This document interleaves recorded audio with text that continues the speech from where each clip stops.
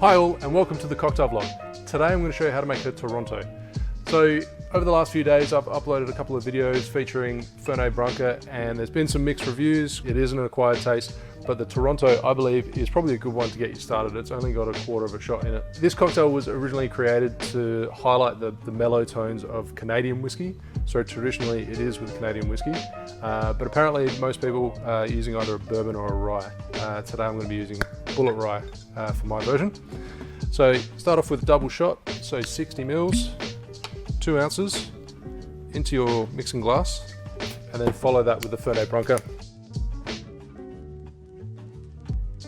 7.5 mils, straight in there. So 1/4 ounce and measurement for your simple syrup, 1/4 ounce, 7.5 mils, followed by 2 dashes of Angostura bitters. Fill your mixing glass with ice and stir for 20-30 seconds.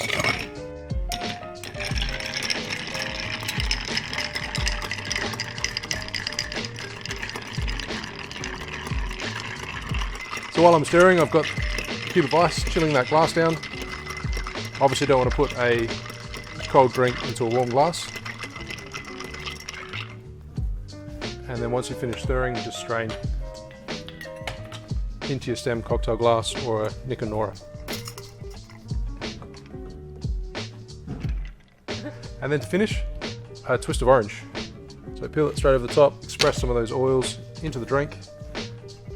Give a bit of a twist as well, and add that straight in. So there you have a Toronto. Cheers.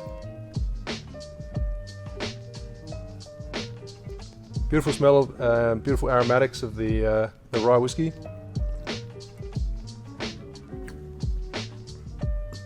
That's such a good drink to introduce someone to Fernet Branca.